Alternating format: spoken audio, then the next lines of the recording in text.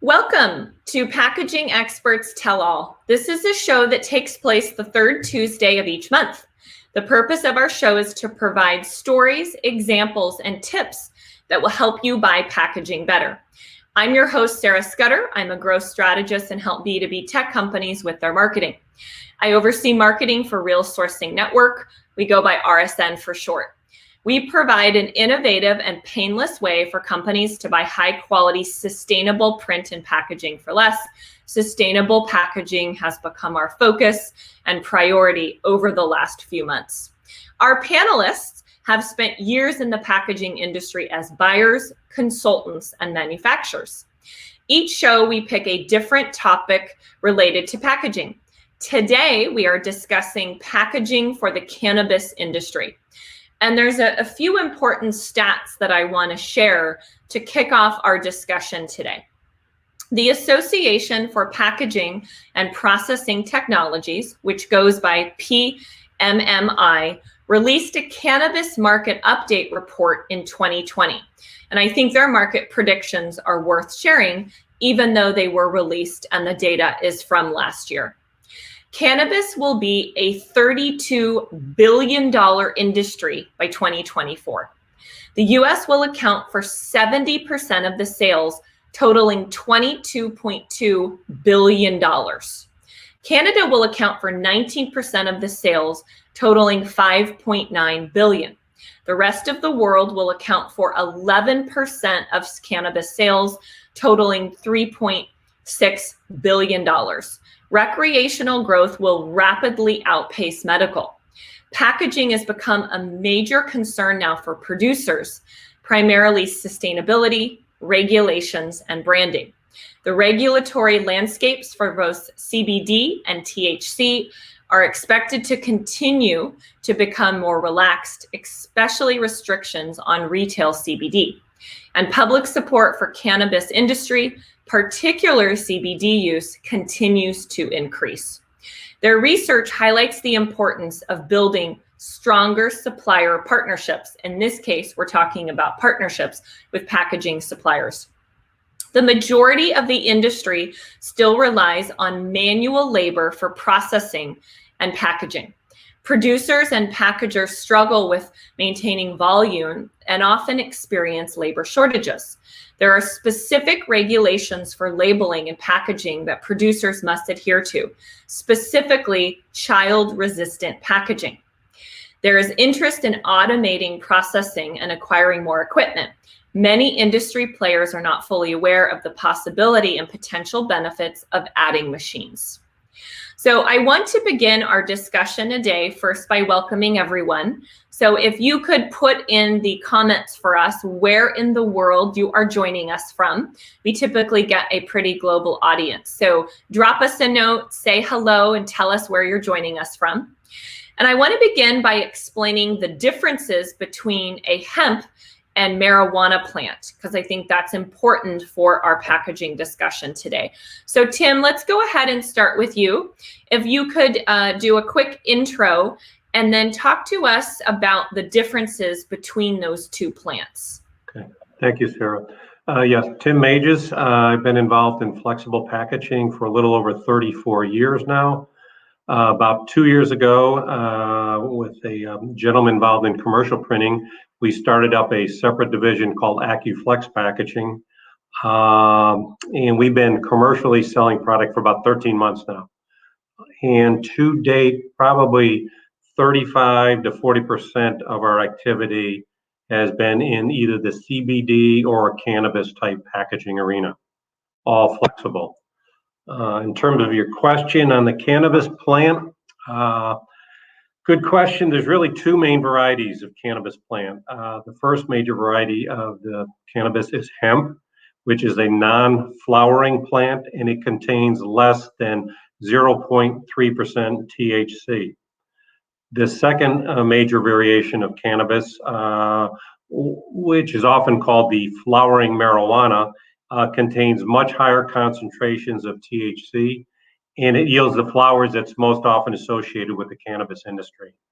There's numerous nuances within the hemp and the flowering marijuana categories, But the key differences to always remember is that define the two segments are the levels of THC and the production of the actual flower on the plant.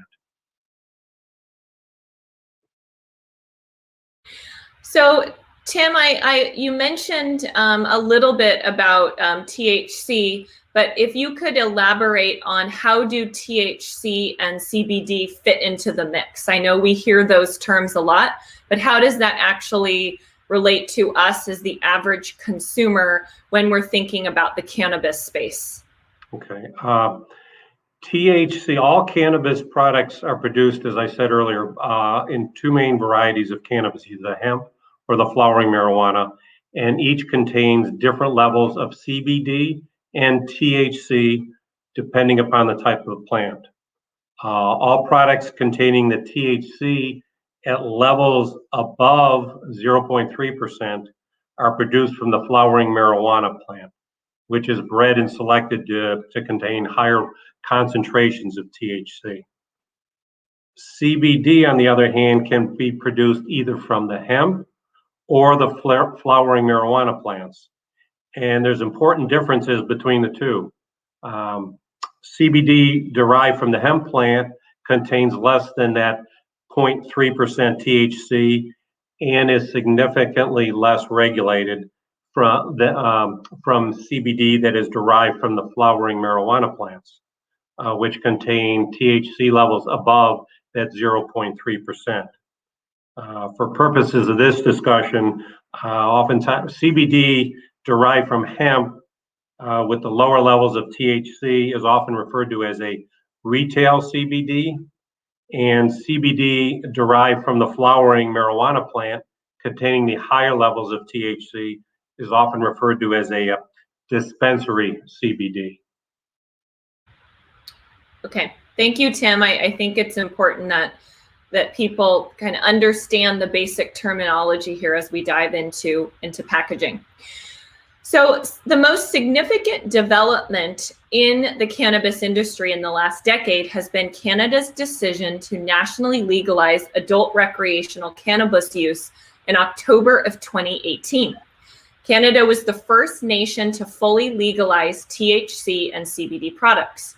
However, the Canadian cannabis market has grown slower than expected. The licensing system for both growing cannabis and establishing dispensary locations has generated frustration for players in the Canadian cannabis industry. The process of approval for growing licenses has been slow and highly restrictive, creating a large backlog of applications that are taking over 12 months to process. With full legalization, Health Canada has established a national comprehensive guide to packaging and labeling requirements. All cannabis products are regulated to be uniform regardless of the provenance. Labeling has also been clearly laid out for the Canada market, with strict requirements for what can and cannot be included on the cannabis labeling. Things have not gone so smoothly here in the US. The US THC and CBD market is very fragmented and complicated. So Nick, I would like to have you take a moment to introduce yourself and make sure you talk to us about your involvement with the National Cannabis Industry Association. And then I'd like your take on why the cannabis market in the US is so complicated and what this means for those of us who are buying and supplying packaging. Absolutely. Thank you very much, Sarah. A pleasure to be here, and thank you for inviting me. Nick McCormick. I live in Fairfax, Virginia. I currently work for Taylor Corporation in the Taylor Pine Labels and Packaging business unit. I have been in the printing industry going on 26 years. Started as a graphic designer and realized that I had 185 in my PMS 185 in my blood. And here I am selling packaging and a consultant to many of my clients today, being at the idea table, helping them get it from soup to nuts at the end of the day. A few years ago, I realized that there was a blue ocean in the United States when it comes to packaging, and it was cannabis. because of our competitors, Taylor being a private company, our competitors are not playing in the industry because it is still a federal crime. So that led me to the National Cannabis Industry Association, also NCIA. And luckily I work and live so close to Washington, D.C., that I have over the last several years been lobbying for the industry. And so I have lobbied on Capitol Hill for the Safe Banking Act, the MORE Act, 280E excise tax, and now the CAOA, which stands for Cannabis Administration and Opportunity Act, which just came up last week. So my involvement in the NCIA has, I never thought in my entire career that I would be standing on Capitol Hill lobbying for an industry. And oh, by the way, I'm a consultant in the packaging side of the business. But it's very important to have ears to the ground and understanding what's going on a federal level, because the clients aren't always there. And bringing that information to them has been very fruitful and exciting. There's a lot going on in the industry, but packaging guidelines from the United States is, oh man, it's the wild, wild west. I tell you that because it's every state has different regulations, whether it's through the Department of Health or, for instance, like Colorado has their own cannabis commission. Washington, D.C., they have their own guidelines. There are multi-state operators known as MSO, having licenses in the now 18 legal states, legal for recreation, that is. There are 37 states legal for cannabis use today, and many more coming on very quickly. So when you have a multi-state operator that has licensing in Pennsylvania, Florida, California, Colorado, Washington, Oregon, Massachusetts, Washington, D.C., they all have different packaging guidelines. And it's very frustrating for an individual like me being at the table when I have a multi-state operator who sells in Washington, D.C., Massachusetts, Colorado, and California, and the artwork is different for every state, right? So what I have been pitching with the NCIA is I do sit on their packaging and labeling committee, and we are helping write recommendations to the DEA, the TTB, and the FDA, okay? So yes, all three of those entities that have their hands and heads wrapped around the plant in some way, shape, or form, no one really knows who's gonna regulate it, or if any one of them are going to regulate it in the very near future. And we also don't know if there's going to be a organization formed like the TTB, which supports tobacco and alcohol, whether there's going to be a cannabis commission, or is it going to be a self-sustaining industry, meaning, or like supplements, your vitamin C, your ginkgo bilobas, your echinacea and golden seal, those are not all FDA approved. So, it's, like I said, it can be very frustrating for the producer, cultivator, co-packer, processor, whatever you want to call them, to make sure that they are in compliance. And don't really have long runs of things today because they're so fearful of producing 50,000 of something and then going through 10,000 and having to recycle 40,000 pieces because all of a sudden they're not compliant, right? So, from child-resistant closures to the indication warning of that the product has cannabis in it, the ingredients of cannabinoids, suggested dosage and usage guidelines is all important. Say in the state of Illinois, right? Illinois, they require everything to be in English and Spanish. Well, if you've got a small, let's say, bottle this big, right? And you put a label on it, you can't get all that content on this little label. So we do piggyback labels, we do booklet labels, poison control. And then if they don't have room, then they'll put it in a box, right?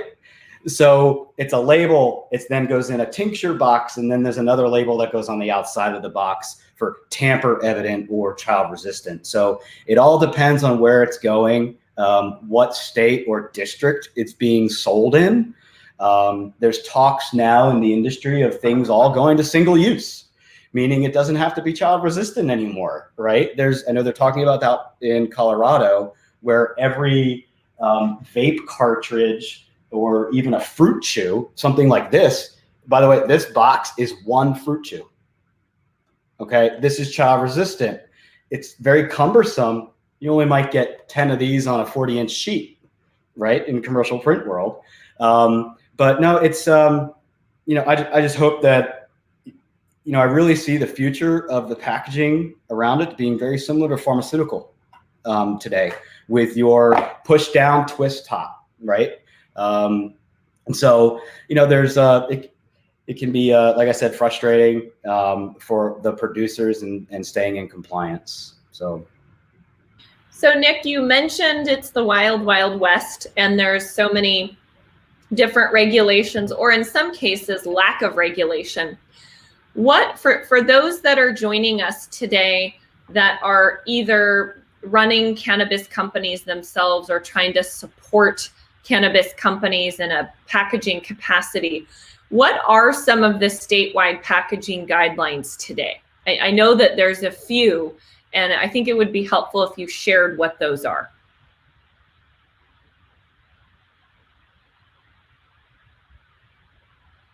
And Nick, that was for you. You're on. There you go. Sorry. Every product, and I have another sample here.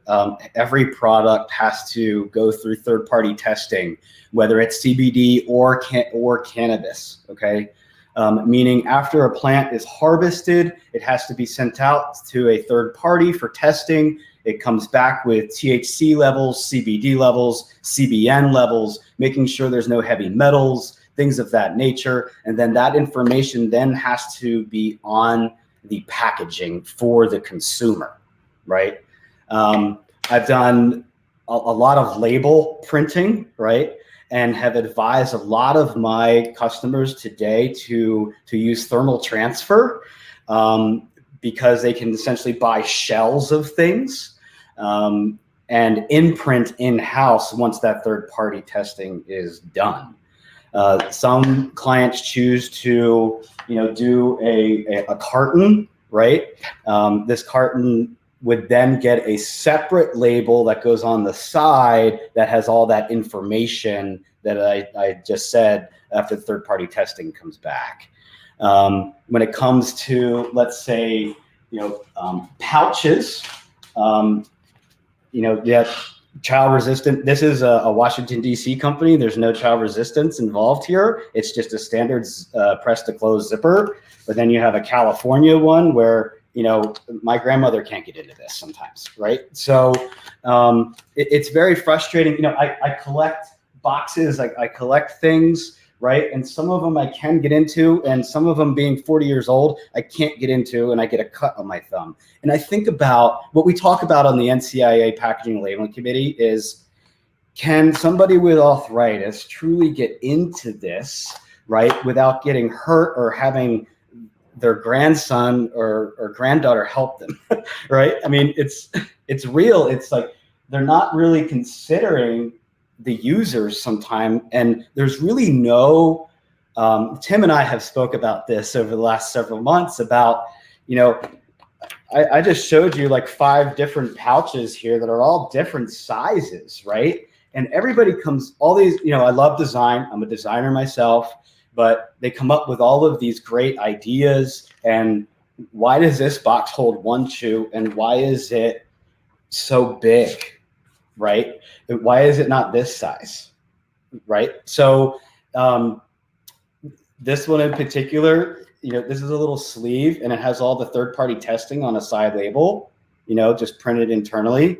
But I was messing with this thing this morning. I couldn't get into this plastic thing. A lot of plastic. There's a lot of things that are not sustainable, that are not recyclable, not biodegradable, not compostable. The biggest ask in the industry is can you put this in your backyard compost bin? And it also has to be puncture proof. There's all these different regulations that I don't know who came up with them. I really don't. And are, you know, just like TTB, I also sell alcohol packaging, labels for wine bottles, beer, and spirits. There are secret shoppers that go around to liquor stores and make sure that the government warning is 2 millimeters. Well, walking into a dispensary, you either A, have to have a medical license, or you have to have a reason to be there if it's adult use or recreation to purchase it, right? But there's no end cap displays of things yet. There's no, it's not the toothpaste aisle, right? Where you have all these choices. And yeah, we sell all this beautiful packaging, but nobody sees a big display of it because it's like walking into a jewelry store, right? Everything's in the glass enclosed nerve center where that bud tender has to unlock it to show you the one box when they have 500 of them in a vault behind the locked door, behind the wall behind them, right? You know, and just kind of standardizing things. I show you all these things, right? And I start talking to some of my clients about planogramming, right? How, you know, I sell pouches to companies that make bird seed, right? Well, they make a pouch a certain size based on the shelf space that retailer has given them. This industry is going to get to that one day, right? It really will, where you might see it on an end cap display inside Target or Walmart, right? When that is, not sure. Hopefully in the near future. So does that answer your question? Yeah, thank you, Nick. So, Carmen, I want to pivot over to you now. So Nick described packaging as being really, really complicated. We just saw a lot of the examples that he showed us. So I'd like to have you start with the basics and define primary, secondary, and tertiary packaging, and then discuss the differences between each. Sure. Nick, it's a complex set of factors from front to back. But thanks for having me join your discussion today in regards to all my panelists. Carmen Spagnolo, I've worked in the printing and packaging industry going on 33 years, probably. And actually, fun fact, I started in printing in middle school. So it's been quite a long time. And I've seen, you know, I go back to the typesetting and films and stripping, and it's the entire industry has really changed for the good, and it's nice to see everything advance into the 21st and 22nd century. But I work with Unimac division of Command Companies that's headquartered in New Jersey, who have just recently legalized recreational cannabis, which is fantastic. So we're a full service offset lithography, printed packaging, and marketing collateral print manufacturer, or some might say a converter. Our services range from structural package design and development to printing to finishing and enhancements to the final converting. So ultimately, we supply that secondary packaging component to whoever is completing the final filling and assembly. So to answer your question, because it's important to know what are all these, you know, primary packaging, secondary packaging, and tertiary. Primary, and I have lots of examples to show you, help you like show and tell, lots today. So the primary packaging basically is the vessel or the container that's in direct contact with the product or the bulk itself. I'll get into, so let's just talk about primary. So the primary, I have a little pseudoephedrine package here. Everybody's familiar with the retail secondary packaging. Carmen, hold it up a little higher. It's higher above, higher. There you go. Oh, okay. I'm just looking at the little screen. So this would be the secondary packaging. Inside, of course, everyone's familiar with the blistered product. So you have your bulk, you have your actual, whether it be pharmaceutical, over-the-counter medication, and you have a thermoform piece of plastic with a foil backer. So that's holding your primary, that's holding your product. So that's considered your primary packaging. That then goes into a secondary folding carton, which we produce. That would close up. And of course, that's what you're seeing in the retail. That's what everyone's familiar with. That's what you're seeing. What you might not see behind the scenes is the tertiary packaging. Can you see all that? Which is your basic corrugated craft type corrugated case, and these go in there, and that's what they're stored. So, but to get back to, so that's primary. So the purpose of secondary, the main purpose, of course, is for branding, display, and distribution purposes. It makes it easy for the retailers to display, handle. It protects the primary components, and it creates a final retail package. Now, there's always exceptions to the rule. So I just talked about that product that it was within the package being the secondary. Well, let's take something like this, for example, where it's a sleeve of balls. Can you see that? Sleeve of balls, golf balls.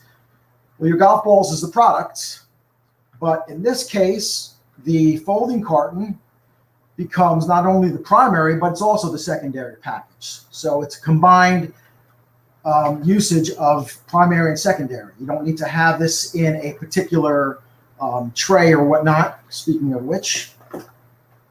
So going out to another one, let's say you go out and buy yourself, with this wonderful pandemic, you go buy yourself a little handy dandy digital thermometer.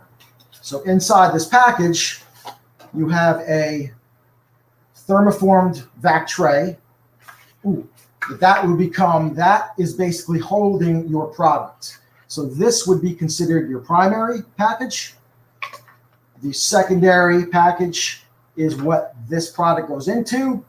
And of course, this will pack out into a corrugated case or whatnot for distribution, for storage. That's your tertiary packaging.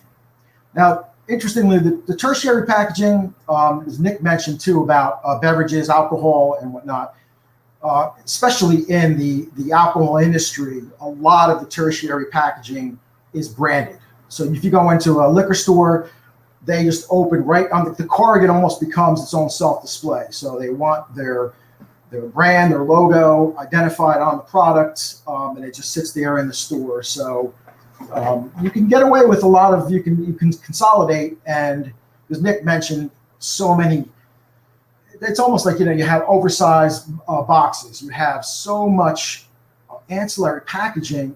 Is it necessary? Can we consolidate? And I'm not a I believe in plastics. I think everything has a purpose, but it's important to think about the project from start to finish. Where are you retailing? What are your shelf limitations? How can I consolidate and create the most cost-efficient package so that I'm not, you're essentially, you're creating a package that you want to retail, but you're being environmentally conscious and not wasting a lot of material. So that's the basic primary, secondary, tertiary. So our company, we produce, of course, the secondary, which is one of the most cost-effective ways to elevate a brand and increase consumer awareness. Nick mentioned, for instance, you could have a tincture bottle. You can see that. You could have your tincture bottle with a solvent in here and simply label it. And that'll be perfectly acceptable in a dispensary. It what is making you differentiate yourself to your competition? It's difficult to, it'll display nicely, but adding something like a secondary package where you have yourself a billboard. I'll give you an example. So everyone goes to a local farmer shop. Talk about a billboard and secondary packaging, something like this with a fifth panel. I mean, this just screams out to the consumer, look at me, please read me, and engage with me. So on something like this, again, we'll go back to the packaging, the internals, your tube of the product, of course, that's your primary, the tube itself, which will have instructions, but a lot of times you can't fit, like it's tiny. So a lot of times we'll be producing, if you can't even fit it on some of the secondary package, we will produce folded product inserts. You'll see that in a lot of, especially pharmaceutical, it's required. So I'm thinking cannabis might become the same way, is produce product folded literature inside, which will give you everything you need to know. Again, New Jersey is, talk about Wild West. I mean, they're just establishing, they haven't even come up with rules yet. I do know that we are not allowed to grow our own plants. Unfortunately, that'll probably change. But somebody like Massachusetts, I think they can have two to 6 plants or something like that. New Jersey, not yet. So it's just interesting how all of this kind of, it all weaves together. So interestingly, I was speaking last week with, I don't know if anybody knows, Sparky Rose, a brilliant cannabis expert. He's a co-founder and managing partner with Supercritical Agency in Illinois. And he had a great analogy. He said, because we're talking about, okay, what's going to elevate? Yes, you could do a secondary package, but what is going to elevate your brand? And he used the analogy. I'm like, you are exactly right. He used the analogy that it's like, Carmen, it's like going to a liquor store and selecting the wine. He's like, if you're an expert, right? You're an expert, a connoisseur of cannabis. You'll know exactly the variety of the plant you want, the strain, what percentage of THC versus the cannabinoids. But somebody, the average user, the new cannabis user, will be highly influenced and attracted by the packaging. I'm not a wine expert, but a lot of times I'll go, oh, that looks kind of, I know I want California, but that looks very cool. I'm going to, try that package out. So it's important, I think, to, again, what makes you different? What makes you elevate your brand? It is the secondary packaging. That is what's going to catch the consumer's eye. And there are a plethora of substrate choices, structural designs, finishing options, enhancements. You could have something as simple as, am I boring you with all of my, this is good stuff. And Carmen, we had a question come in from the audience, which I think you're kind of addressing now. It's, what opportunities do you see for combining primary and secondary packaging for the cannabis products besides the flexible pouch? Okay, yeah, so besides the flexible pouch, so you can actually, Nick mentioned that we have our own patented child-resistant design. So, for instance, you could talk about a vape package that we designed, but this is just before people were passing away and they didn't know what was going on. So you can actually purchase your regular. I'm sorry, I have a piece in there. You could actually print a piece and put it inside. But so this is your regular clear child-resistant tube that has the pressure. You have to pull it open. So how can you combine? So you could delete this item and make the package. But again, it might become enormous. There's ways. So how could we make this secondary package child-resistant so that it can't be opened easily by the child? So you can actually combine the two, and it has to be engineered and worked by the structural designers. It has to be approved. Again, all these have to be patented, approved by a series of people that say yes, it's safe for child use. But you can do that. You can combine the two to consolidate and save materials. But do you want to get rid of it at this point? That's a decision you got to sit in. I still think this is a better solution right now, especially with something like that. That's more for the design to capture your audience. It's a great little holder, but I still think this is the best, most safe method to get a child away from. So you have to, you got to weigh your options. What do you think is the best solution versus saving money? Did I answer that question? Yeah. Thank you, Carmen. Well, a couple more things, if I may. So real quick, what other items can you do? There are lots of enhancements. So besides the secondary packaging itself, you can add different effects. The simplest effects are, let's say, a contrasting varnish. So if you take a picture, you're walking in a dispensary, there's all kinds of products on the shelf. And if you're walking by, and I don't know if you can see that, if you're walking by and you see something that all of a sudden kind of flashes with matte and gloss, even a simple varnish will capture the consumer's eye. Something like that, very inexpensive, but it's going to set you apart from everyone else. So again, that's what I could say about secondary packaging. Is the goal is to differentiate yourself from the competition. Awesome. Thank you for that. Mm-hmm. So Dana, I want to pivot to talking about sustainable packaging. I think it's something that I talk about almost every single day in our business, and I'm seeing more companies take notice and actually care about sustainable packaging this year than I ever have before in my career. And you run procurement for a food manufacturer and have spent most of your career in the food industry, which sustainable packaging has been a big topic in your space. So I'd like to have you do a quick intro and then tell us what are the biggest sustainable packaging challenges that you're experiencing today in food manufacturing. And you're on mute, Dana. Okay, can you hear me now? So thanks, first of all, for having me as part of the panel. I am, like you said, in the food industry. Don't know a whole lot about the cannabis, but as far as challenges in the recycling for packaging as a whole, there's a lot of additives and that they use for barrier properties to improve shelf life. Some of the films, they have multi-layers in them as well, or have maybe like an aluminum to the plastic that they laminate, which can affect the recyclability. Similar to like the coffee pods that you have to remove the aluminum foil in order to recycle the pod.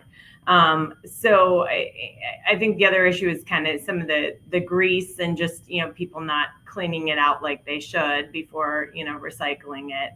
But basically, I think there's been a lot of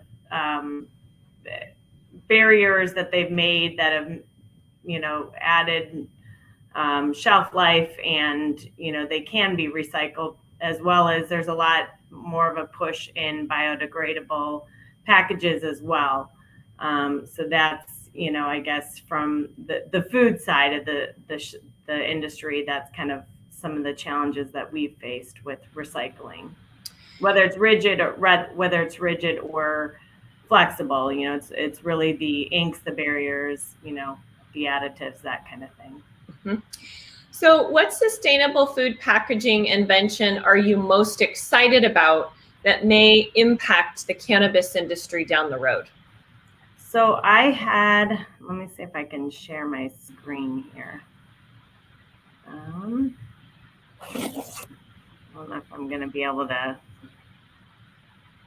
share this here.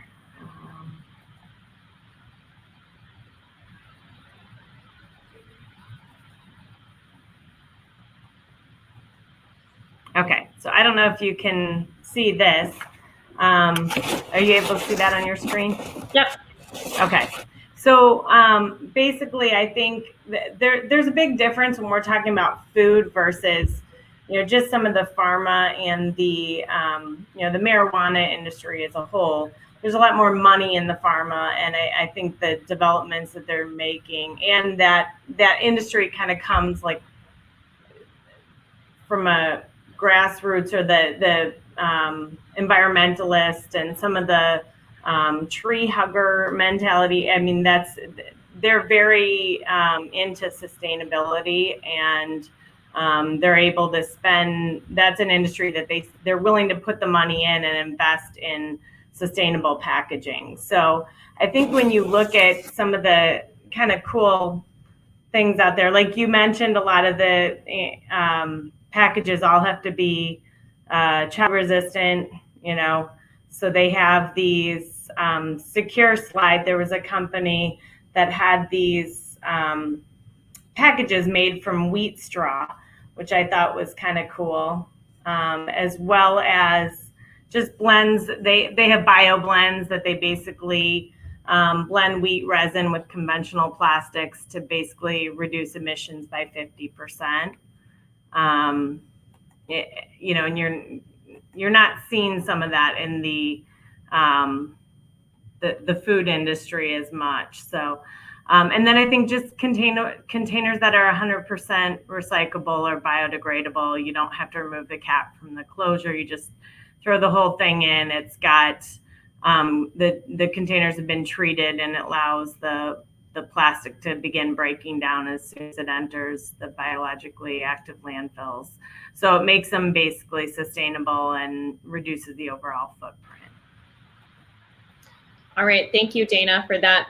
Tim, we had some questions come in specifically for you in regards to sustainabilities and zippers.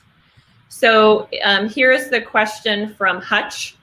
But if you could talk to us about some of the challenges and opportunities you're seeing in regards to zippers, because I know that can be a big obstacle for cannabis packaging. Yes, excuse me. There are several suppliers today of child-safe, child-resistant zippers out in the marketplace. They are manufactured, made from resins that are derived or cracked from either natural gas or petroleum, meaning they are petroleum-based and are recyclable in the polyethylene waste stream, but they are not compostable and not biodegradable. There is a lot of work that continues to be done in the area of compostable films with a compostable or a bio-based CR zipper. But to date, nobody's quite, as I said, I've done a few trials myself, but there's nothing that's commercial as of this moment, but a lot of work being done in their area because, as I think Dana mentioned, there is a lot of interest in making this packaging more sustainable, more environmentally friendly. And one of the keys is you've got to have a child-resistant zipper that's going to hold up after 4 times opening and closing or 18 times opening and closing, depending upon how many pieces of edibles you have in the package.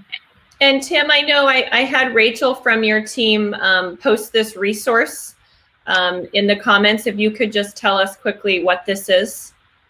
It's something we recently put together, and it's just part of everything that we've learned over the last 13 months in this business. We've tried to put it, encapsulate it into a document that's, I'll say it's in layman's terms, easily understandable, and we're able to share and pass it along. As I told you, I think when we talked about this session with Nick, Sarah, I said to you, I'm a flexible packaging expert.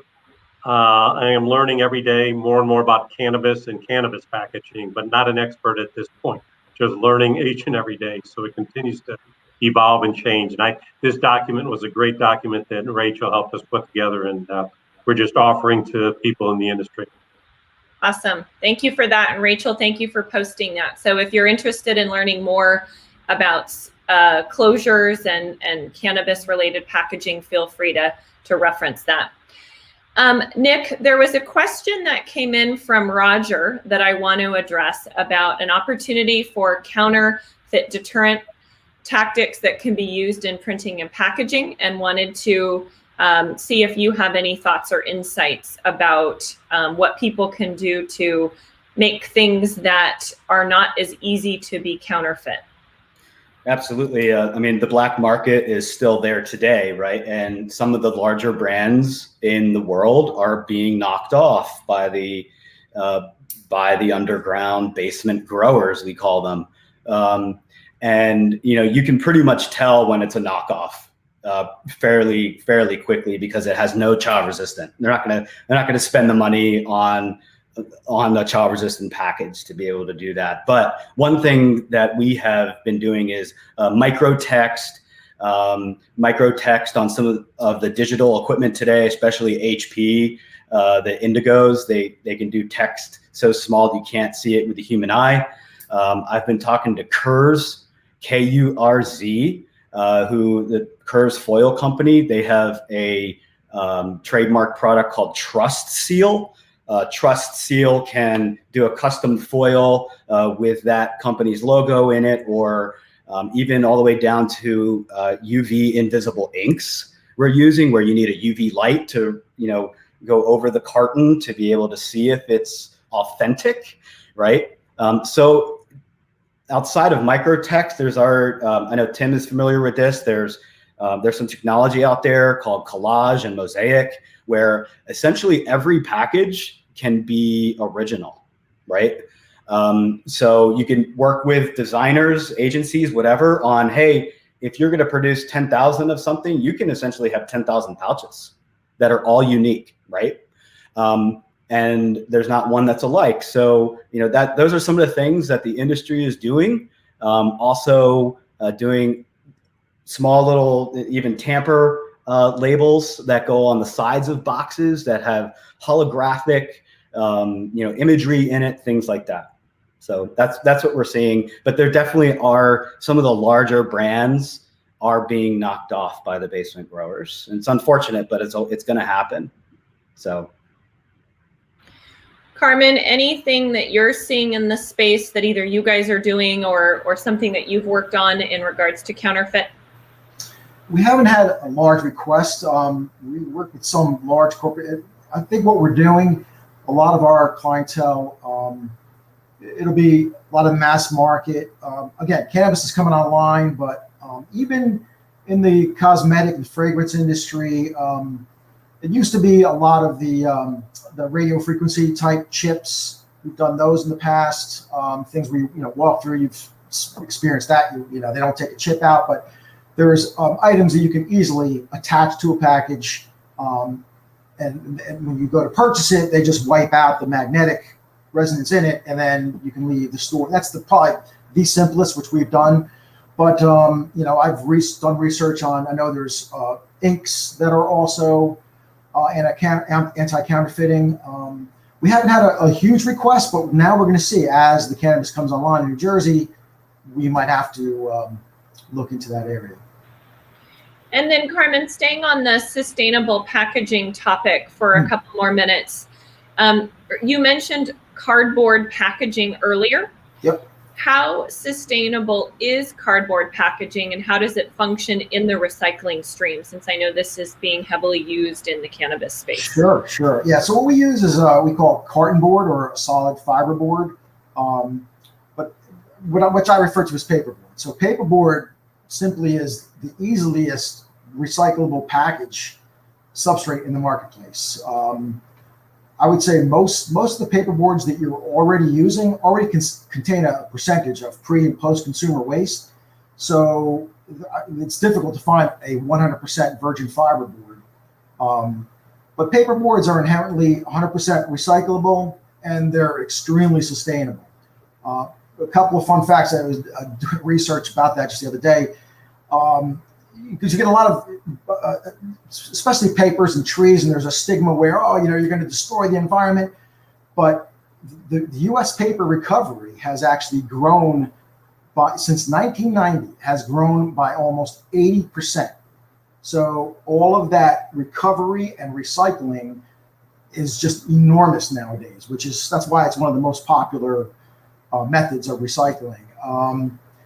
And today, what's interesting too, it's all managed. So a lot of these tree farms, whether it be lumber or paper, it's all managed. So for every tree they take down, they plant 5.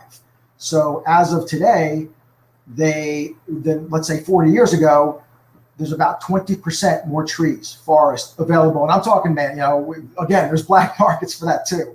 We're not talking about, chopping down trees in South America, but when it's done properly, it's very environmentally conscious. So. Nick, did you have thoughts on that as well? Yeah, just piggybacking off of Carmen, the Nina paper of the world, the Wausau coated, they're making hemp, not hemp based, but hemp derived, meaning like an 80% post-consumer waste, 20% hemp, or a 60-40 blend for labels and also folding cartons. But one thing that has come to mind over the last several months is, what are all these hemp producers and cannabis producers doing with their biomass, right? Meaning after they extract all the good qualities of the cannabinoids out of the plant, what are they doing with that fiber? Are they putting it back into making clothing, rope, sails, flags, paper, right? And that's probably the biggest question in North America right now is, so I started asking my clients, what are you doing when you have a harvest? Where does all of the sticks and the stems go, right? When you're done with it. And the legal, right, medical and even adult use cultivators, well, we have to weigh it. We have to put it in a black bag, and then we have to hand it over to the police to incinerate. And I'm like, well, that just doesn't make sense. I mean, what are you going to do with the sticks and stems and stones, right? Like, why not give it back to the Sappies of the world, the Nina Papers, and make more hemp, and cannabis materials that we all here at the table can print more packaging on. That seems sustainable to me. So I kind of got the ball rolling on that, actually with Nina Paper and a large hemp producer in the United States. So they're looking at, hundreds of thousands of tons of paper, biomass that they are literally incinerating every year. And you know what? Maybe we should give it back to these paper companies to make more paper or fiber in general. So anyway, I don't know. A lot of people know, how do we get our cannabinoids in our body? Long time ago, before that cannabis and hemp were on the Controlled Substance Act, was we used to feed our cows and all of our chickens hemp seeds, right? And then once you ate that chicken or your poultry or your meat, you would get it into your body through what you ate. So it needs to be this cyclical cycle every year that should just go around and round and around, right? But I just wanted to piggyback off Carmen. Yes, no, agreed 100%, Nick. You're exactly. There's such a negative stigma, I think, with cannabis, and really, we have to. That's why it needs to be looked at and managed from a national level. It's just not working state to state. So, and you're right on target. So Tim, you're a manufacturer and you specialize in flexible packaging. So talk to us about where flexible packaging fits into the mix in regards to packaging for cannabis. Well, the areas where we've had most luck and success, and I'll show you a few samples as I'm going through, as I said earlier, CBD and cannabis packaging, but really on the cannabis side, it's more with edibles and some flowers. And here's a few of the packages we've done over the time. Nick may recognize some of these. And this is just a small variety of all the things we've done in cannabis. And the real challenge for us, and Nick and I have talked about this, I don't know how many times, and I don't mean to get up on my soapbox, but the real challenge is there probably only needs to be 4 sizes for the edibles and maybe 3 sizes for the flowers, in my opinion. For the flowers, a 14 ounce, a 20 ounce, and a 7 ounce or whatever. But you've got, as Nick mentioned earlier, Wild West, where everybody has their own size. And we, as a manufacturer of packaging, are making every size under the sun. And it would be, for the industry, it would make a lot of sense to me if there would be some standardization of the sizes. As I said, 4 sizes for the edibles and 3 sizes for the flowers. And in doing so, they would allow the manufacturers of the packaging to drive efficiencies through their operation to lower the overall packaging cost, to reduce the wasted material that sometimes is used in some of these packages, because you really don't need a package that big.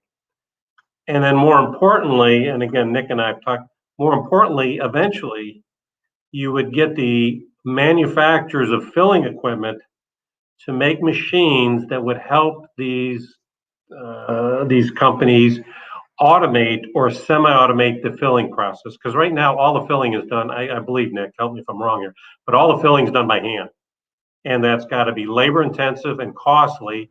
And one of the reasons is everybody's got a different size in this industry. So, long term, if we could see some standardization of sizes, To me, it's like the analogy of every craft brewery out there coming out with their own style of bottle, different shape, one smaller, one taller, one shorter, one fatter, one 11 ounce, one 10 ounce. There would be no standardization and the cost would be tremendous. But by standardization in this industry, I think it'll help the industry long term to drive cost out of it, both from a packaging standpoint and from the filling of the product at the end of the stage. So, Nick, I don't know, you and I have talked about this many times, so I'll pass the buck to you. Yeah, I agree with you 100%, Tim. There's just so many different shapes and sizes that cross my desk every day, and I'm like, well, what's going in it, working inside out, right? Now I know there's many different 2 ounce or 1 ounce Boston rounds or 30 milliliter, right? Different molds, things of that nature. But in the end, looking at the health and beauty industry, they've already done it. It's just a different product in the package, right? Mm-hmm. That's how I see it. It's already been done. It's just it's new. Well, sort of new, right? I mean, it's not sort of new. I mean, the Gutenberg Bible was produced on 100% hemp paper, right? So, and that's a real fact. So, yeah, no, it's. I wish they would standardize everything in this industry and have 3-4 sizes for most of the vessels that are out there. But yeah. So we've got about 4 minutes left. So I want to close out the conversation with closing thoughts. And if anyone who's joining us has a last minute final question, please feel free to put that in the comments now, and we will try to get to it. If not, I will follow up after the event. So Nick, we talked a lot about the need for regularization, need for standardization, making it simple and easy for people involved in the industry. What can we expect in regards to legislation? Do you think it's realistic that in the next 12 months we're going to have some significant legislation passed, or what can we plan for those of us that are involved in the industry? Absolutely. So if you would have asked me this question 1 week ago, my answer might have been slightly different. But as I stated earlier, I have been, on Capitol Hill for Safe Banking Act, the MORE Act, 280E. But I really, my gut, is telling me that Safe Banking Act will have to pass before the MORE Act. Safe Banking Act, just to everybody that's on the call today, currently legal cannabis cultivators, producers, processors, essentially cannot have an FDIC insured bank account. What fuels the world, right? Banking, and access to loans, access to, hey, I need to buy that $500,000 piece of automated equipment to be able to expand my business into the next level. Well, if you don't have a good friend that has a lot of money in your back pocket, right, loaning you the cash, there needs to be legal banking, and every company treated like any other business. The MORE Act, I would say, to answer your question, in the next 12 months, now that what happened just last Wednesday in the Senate, I think the MORE Act is probably a lot closer to passing in the 117th Congress. Okay. So now that Chuck Schumer, Cory Booker, and Ron Wyden have introduced the Cannabis Administration and Opportunity Act, short is CAOA, they have, so until September 1st, so the CAOA Act is pretty much a bill that will help the MORE Act cross the finish line. It's got a lot of issues with it, right? Because a lot of it, the MORE Act stands for Marijuana Opportunity Reinvestment and Expungement Act. Okay, it's a proposed piece of U.S. federal legislation that will deschedule cannabis from the Controlled Substance Act. So right now, the CAOA Act is to allow all states to, just like alcohol, right? Like back in alcohol prohibition, certain counties are still blue, right? Or dry counties in certain states. This is going to allow every state to pretty much make up their own regulation before maybe the MORE Act passes, right? But I truly feel the MORE Act, safe banking, 280E, which is the 26 U.S. Code section that was written back in 1981 during the Reagan days, of if you are doing business in an illicit market, you cannot write off any of your business expenses. Okay. Some of my clients today are paying up to 40% tax on one product. You sell something for $100, you have to pay $40 to the state. Okay. So let's just look at it that way. How are they operating? How are they able to stay in business? To me, it just doesn't seem fair. So that's why safe banking, 280E, MORE Act, all, I definitely see the light at the end of the tunnel here, but it's probably 12, I would say maybe even 18 months out. All right. Well, thank you for that. And we are at time. So I want to thank Dana, Tim, Nick, and Carmen for sharing your insights today about packaging for the wild, wild west. Seems like there's a lot of craziness and stress, but also a lot that we can be hopeful for that's going to happen in the future that I think will make it easier for everyone involved in the industry to manage packaging, be more sustainable, and be more efficient. Our next packaging show is on August 17th at 1 p.m. Eastern. We are discussing packaging for the subscription box industry. Feel free to follow me on LinkedIn to get daily packaging news and updates and information about future packaging shows. And with that, I want to wish everyone a wonderful afternoon or evening.